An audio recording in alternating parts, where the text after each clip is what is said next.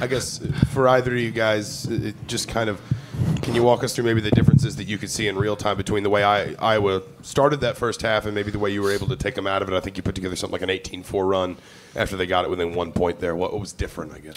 I think it was mindset. I think having 5 games in 3 days is a mindset. I think coming out at halftime is a mindset. It's you don't have a lot of physical time to prepare, change much. You just can change your mentality.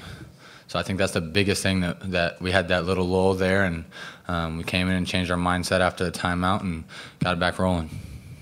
3 games in 5 days. Did I miss a couple games? All right.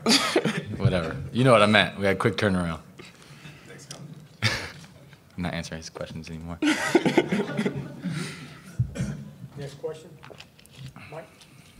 I guess with the 2 runs you guys had in each half, I mean, is there something you said, too, for just the way you guys played defensively, too, just kind of locking on that end of the court? I think we just bought into what we had to do to pull the win out. I think it was 5 guys out there playing for each other. I think that's what you saw tonight when those runs were happening. We're at our best when we're in transition, and the only way to do that is get stops, and I think we pulled those out. Andy? You guys talked a little bit about Devontae hitting a 3 to break the 20-20 tie in the first half. Then he hit a 3 That's what he does. On a 3 for you, Collin. And talk about his play a little bit in the key run when you guys kind of broke away. Devontae's a spark plug. Right? Is that what I can call it? He's really explosive and can do some crazy things, and just kind of makes you look at it like kind of weird. But he's explosive, and he can really help us when he's playing simple and playing solid basketball, as you can see.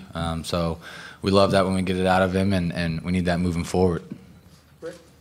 Juwan, it's your second double-double in 6 games. I think 5th game in double figures in the last 6. Are you trying to be more assertive on offense? I guess you would say that, not so much as forcing, trying to create things off the dribble or anything, but it's just getting other teammates open. And if they're getting open looks, although I know they think it's going in, I always think it's a miss. And just getting on the glass, things like that, create all the opportunities for me. I guess, again, for either of you guys, you're one of the better teams in the country at getting to the free throw line, and I imagine you want to be shooting a little bit better there. But I think you finished plus 11 there tonight and something like plus 16 in attempts. What's helping you guys, I guess, get fouled so much? Just attacking the offensive board. That's where a lot of fouls come from. Just getting in the right position and making them have to grab you and try to keep you off the glass. And also just setting good screens. When you're setting good screens, people are just trying to fight through, and then they're knocking you off the course. The refs are calling those fouls. And I think it's just being in the right place at the right time. Kind of go along with that. I mean, Duran had a pretty good stroke at the line last year. I think he shot like 75% on free throws, but obviously he's struggling a little bit right now. At what point does it kind of just become mental for him, and how do you kind of get past that as a player? I think that's all it is. I mean, repetition and just not thinking about it, just shooting the ball. I mean, he's not a bad free throw shooter. He can make them in practice and stuff. So I think you got to keep working at it and just keep his mindset. He's thinking about it too much, and just step up to the line and knock it down. For either of you guys, you mentioned calling that timeout early in the second half after they went on that run. What was the message, I guess, at that point in the game from Coach? Just that we weren't playing hard. We came out and had a mental lapse, and just thought that since we were up, we kind of relaxed. And at this level and in the Big Ten, you can't relax because you can lose that lead, as you saw in the blink of an eye. But I think it was just a mental lapse, and we just weren't playing hard.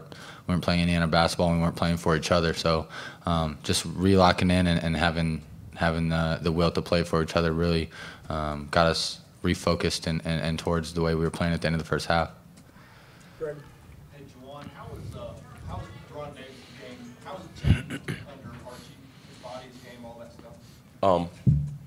I think those go hand in hand. When his body changed, his game changed. He's able to move more fluently. As you can see, when he's playing for longer stretches, when he's not fouling, and then just the moves he has on the block are just second to none, in my opinion.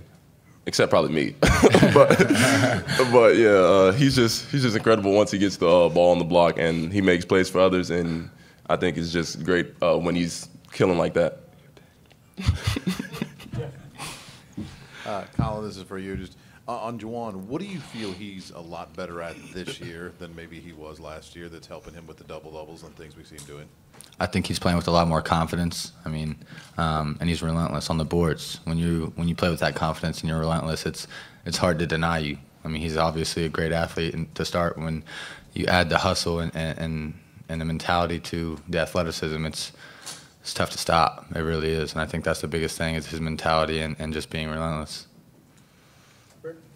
Collin, 2 games in a row you played 20 minutes and get 3 triples tonight. Are you ready to play? I mean, are you comfortable playing that many minutes now, healthy, ready to go, full strength? Yeah, just trying to day by day. That's kind of how I'm taking it right now, and staying in with the doctors and Tim Garl and just doing rehab and prehab just so nothing else happens. It's just a never-ending grind, but it's part of the job. It's part of playing basketball, and it's fun because I am getting more playing time, staying healthy. For either of you guys, I know no one asked you if you wanted to do it or not, but 2 Big Ten games in the first 9. I mean, now that you've done it, what were your thoughts on that? It was kind of weird, really, but just being able to, I think it's also helpful getting that type of physicality and toughness, especially going on the road. In the first game, I think that just really helps having that kind of gut check in the middle of the season to see where you're at. I think that's a really good thing. I know you guys, winning always helps. That you guys seem a lot looser tonight, just sitting in here. It seem a lot more relaxed. Is that you're getting more accustomed to the play of Archie, what he's looking for, and things are coming around?